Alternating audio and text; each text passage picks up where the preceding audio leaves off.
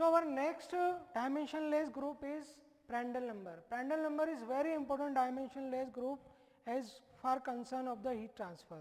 तो heat transfer की जो फिनोमिनाज हैं उनके कई पैरामीटर स्टडी करने में Prandtl नंबर की बहुत बड़ा रोल है. ठीक है, तो Prandtl नंबर बहुत बड़ा रोल प्ले करता है इन्वेस्टिगेशन में हीट ट्रांसफर की फिनोमिनाज में. तो देखिए Prandtl नंबर क्या होता है. It is a ratio of kinematic viscosity to the thermal diffusivity. Kinematic viscosity हम पढ़ चुके हैं फ्लूइड मैकेनिक्स में, और थर्मल डिफ्यूजिविटी हमने फर्स्ट यूनिट में पढ़ा था जब हमने कंडक्शन पढ़ा था. देखिए काइनेमेटिक विस्कोसिटी क्या होती है. काइनेमेटिक विस्कोसिटी होती है it is a ratio of dynamic viscosity to the density. Dynamic viscosity of the fluid to the density of the fluid. ठीक है, तो ये होता है आपका काइनेमेटिक विस्कोसिटी. और अगर हम बात करें थर्मल डिफ्यूजिविटी की, तो thermal diffusivity is the ratio of thermal conductivity to the heat capacity. ठीक है, तो थर्मल कंडक्टिविटी और हीट कैपेसिटी का जो रेशियो होता है that is called thermal diffusivity.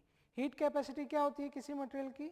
अगर हम डेंसिटी और उसकी स्पेसिफिक हीट को मल्टीप्लाई कर देते हैं it is a heat capacity. Heat capacity का मतलब है कितनी हीट एक मटेरियल अपने अंदर रख सकता है, वो रो सीपी डिनोट करता है. और कितना हीट मटेरियल अपने में से ट्रांसफर कर सकता है उसको कौन डिनोट करता है. Thermal conductivity. ठीक है, तो थर्मल कंडक्टिविटी और thermal diffusivity thermal conductivity and heat capacity का रेशियो होगा थर्मल डिफ्यूजिविटी. ठीक है, अब इन दोनों फॉर्मूलेज को अगर हम इसमें रखते हैं Prandtl नंबर के फॉर्मूले में तो आपको मिलता है म्यू सीपी बाई के. तो म्यू तो हो गया डायनामिक विस्कोसिटी, सी हो गया स्पेसिफिक हीट एंड के इज द थर्मल कंडक्टिविटी. के होगा थर्मल कंडक्टिविटी. ठीक है स्टूडेंट, तो आप देखिए अब इसका हम सिग्निफिकेंस देखते हैं कि सिग्निफिकेंस क्या होगा. देखिए मटेरियल के अंदर दो तरह के ट्रांसपोर्टेशन हो सकते हैं. एक तो हम मोमेंटम को ट्रांसपोर्ट कर सकता है, वो मॉलिक्यूल मोमेंटम को ट्रांसपोर्ट कर सकते हैं, और एक एनर्जी को भी ट्रांसपोर्ट कर सकते हैं. ठीक है, यहाँ पर एक जो पैरामीटर है ये जो विस्कोसिटी है काइनेमेटिक विस्कोसिटी, ये मोमेंटम ट्रांसपोर्ट को शो करता है, और थर्मल डिफ्यूजिविटी जो है वो एनर्जी ट्रांसपोर्ट को शो करती है.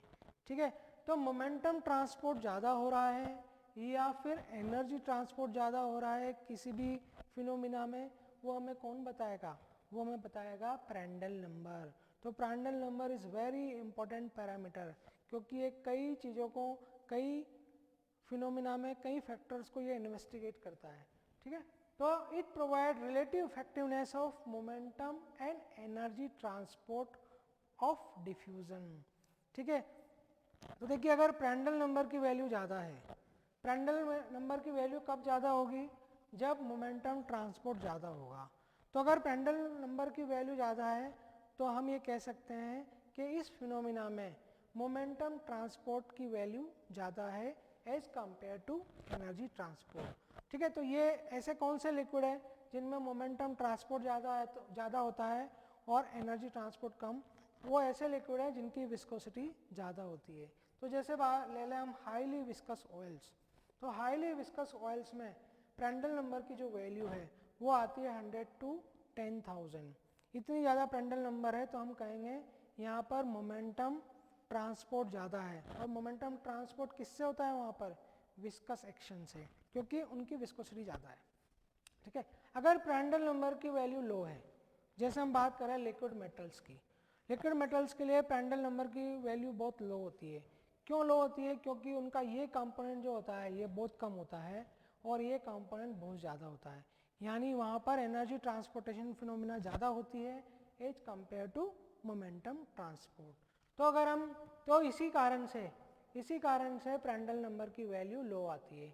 तो लिक्विड मेटल्स में हम देखें तो लिक्विड मेटल्स की जो अल्फा है वो ज़्यादा होती है एज कंपेयर टू विस्कोसिटी. ठीक है, तो ये अमाउंट ज़्यादा होता है इससे, इसलिए इसका जो Prandtl नंबर है वो बहुत कम आता है. तो it indicate the diffusion by energy transportation. तो एक तो ये इसका सिग्निफिकेंस हो गया. दूसरा देखिए it is a connecting link between velocity field and temperature field. तो वेलोसिटी फील्ड और टेम्परेचर फील्ड को ये रिलेट करता है. ठीक है, तो इसके लिए भी Prandtl number is very important. Next third parameter इसका बहुत इंपॉर्टेंट पैरामीटर है, क्योंकि ये हमने दो बाउंड्री लेयर्स पढ़ी है दो तरह की, एक तो हमने पढ़ी है हाइड्रोडायनेमिक बाउंड्री लेयर और एक हमने पढ़ी है थर्मल बाउंड्री लेयर। तो जब भी किसी प्लेट के ऊपर से, हॉट प्लेट के ऊपर से फ्लूइड फ्लो होता है तो उसमें दो तरह की बाउंड्री लेयर क्रिएट होती है, एक को कहते हैं हम थर्मल बाउंड्री लेयर और एक होती है हाइड्रोडायनेमिक बाउंड्री लेयर। ठीक है, तो इनकी रिलेटिव थिकनेस ये बताता है किसकी थिकनेस ज़्यादा होगी और किसकी कम होगी, ठीक है, कौन से मटेरियल में। तो ये आप प्रांड्टल नंबर से इजीली इंडिकेट कर सकते हैं। तो देखिए यहाँ पर देखिए ये होता है, this is hydrodynamic boundary layer HBl और this one is the HTBl thermal boundary layer. तो हाइड्रोडायनामिक बाउंड्री लेयर और थर्मल बाउंड्री लेयर उनकी जो थिकनेस है उनका रेशो होता है प्रांड्टल की power n is a constant. अब आप यहाँ देखिए, अगर हम ऑयल्स की बात करें, ऑयल्स के लिए प्रांड्टल नंबर की वैल्यू बहुत हाई होती है। अब प्रांड्टल नंबर की वैल्यू हाई होगी तो देखिए यहाँ पर डेल की वैल्यू ज़्यादा होगी डेल टी से। इसका मतलब जो हाईली विस्कस ऑयल्स होते हैं जिनमें प्रांड्टल नंबर की वैल्यू हाई होती है उनमें हाइड्रोडायनामिक बाउंड्री लेयर की थिकनेस ज़्यादा होती है as compared to thermal boundary layer. अब हम लिक्विड मेटल्स की बात करते हैं।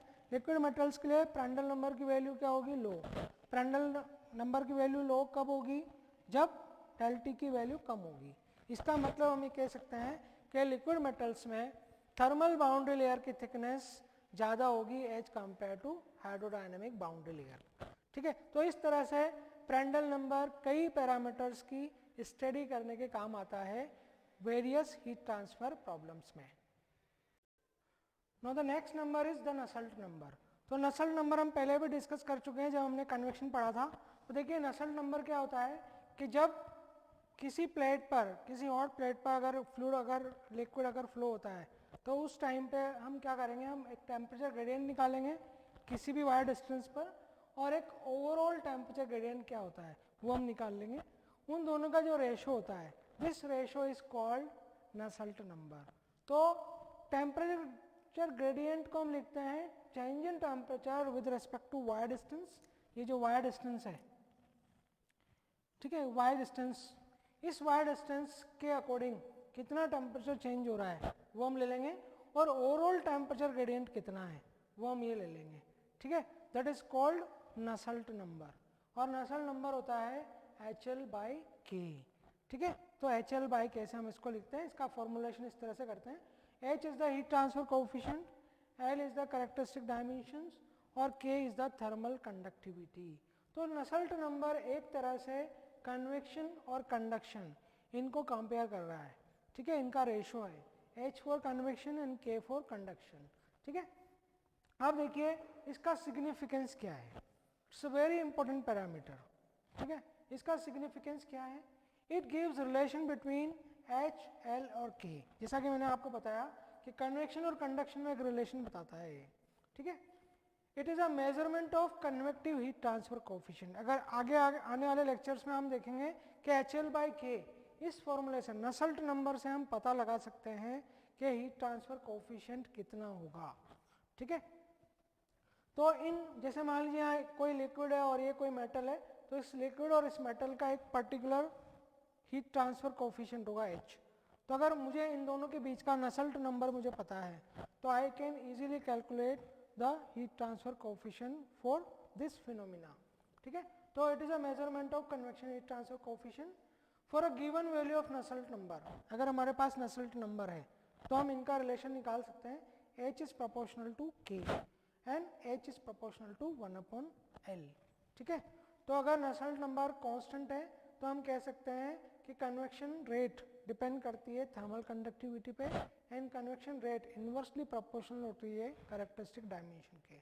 ठीक है, नसेल्ट नंबर की वैल्यू अगर ज़्यादा है, हाई आ रही है किसी फिनोमिना में, तो हम कह सकते हैं कि वहाँ पर कन्वेक्शन फिनोमिना ज़्यादा हो रही है एज कंपेयर टू कंडक्शन। ठीक है, तो कन्वेक्शन को मेजर करने का भी तरीका है नसेल्ट नंबर। ठीक है, तो नसेल्ट नंबर इस तरह से हमारे लिए बहुत इंपॉर्टेंट है। तो आने वाले लेक्चर्स में जब हम क्वेश्चन करेंगे तब आपको पता चलेगा कि किसी फिनोमिना में हम नसेल्ट नंबर से किस तरह से H की वैल्यू फाइंड कर सकते हैं।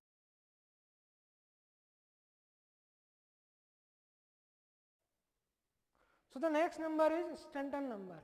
तो स्टैंटन नंबर क्या है, इसकी डेफिनेशन देखिए, it is the ratio of heat transfer coefficient to the heat flow per unit temperature rise due to velocity of the fluid.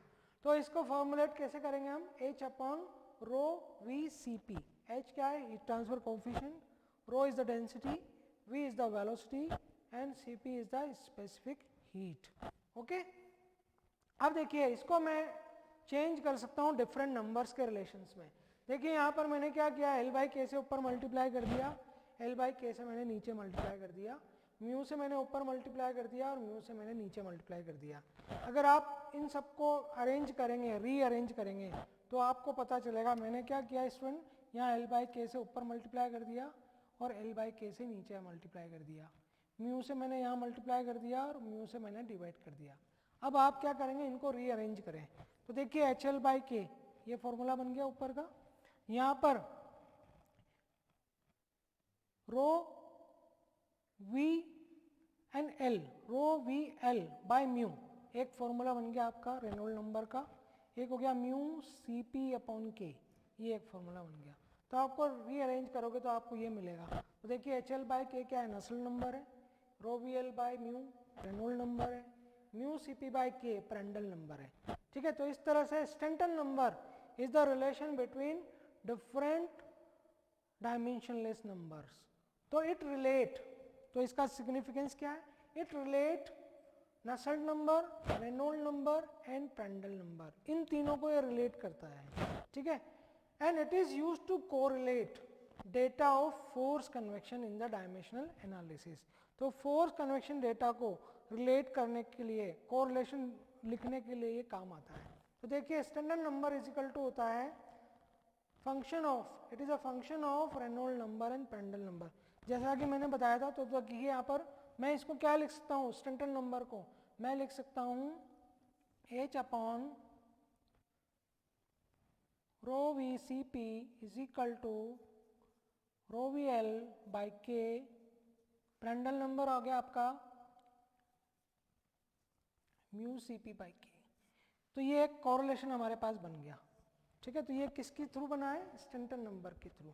ठीक है, तो कॉरेलेशन के फॉर्मूले किस तरह से हमारे लिए यूजफुल होते हैं ये हम नेक्स्ट लेक्चर में पढ़ेंगे जब हम इसके न्यूमेरिकल्स करेंगे। तो स्टूडेंट ये हमने 5 नंबर पढ़ लिए।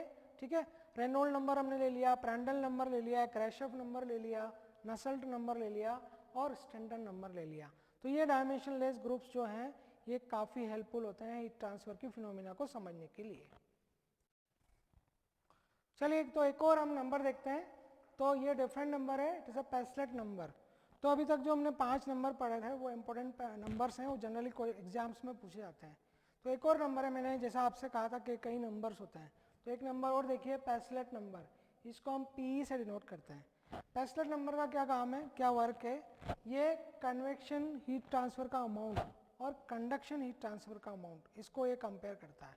It is the ratio of amount of convection heat transfer to the amount of conduction heat transfer। ठीक है, तो ये इसको कंपेयर करता है और अगर हम इसको फॉर्मुलेट करेंगे तो आता है L into V upon alpha. Alpha is the thermal diffusivity, V is the velocity, L is the characteristic dimension. ठीक है, और पेसलेट नंबर होता है, अगर हम उसको रीअरेंज करते हैं तो हमें मिलता है रेनॉल्ड नंबर इंटू प्रेंडल नंबर। तो जिस तरह से स्टैंटन नंबर नसेल्ट, रेनॉल्ड और प्रेंडल इन तीनों को रिलेट करता है, उसी तरह से पेसलेट नंबर रेनॉल्ड और प्रेंडल नंबर को रिलेट करता है। तो इसका सिग्निफिकेंस यही है। पहला सिग्निफिकेंस है it indicate relative heat flow rate in convection and conduction, and दूसरा सेकेंड जो इसका एडवांटेज है, इसका सिग्निफिकेंस है it is a function of Reynolds and Prandtl number, ये इन दोनों को रिलेट करता है। सो स्टूडेंट इस तरह से हमने 6 नंबर्स पढ़ लिए हैं। ठीक है, एक तो रेनॉल्ड नंबर हमने ले लिया है, ग्रेशॉफ नंबर ले लिया है, प्रेंडल ले लिया है, नसेल्ट ले लिया है, ये जो 4 नंबर है इट्स वेरी इंपॉर्टेंट। उसके बाद हमने स्टैंटन नंबर लिया है जो कि नसेल्ट, रेनॉल्ड और प्रेंडल का रिलेशन है, और एक हमने लिया है पेसलेट नंबर जो कि रेनॉल्ड और प्रेंडल को रिलेट करता है।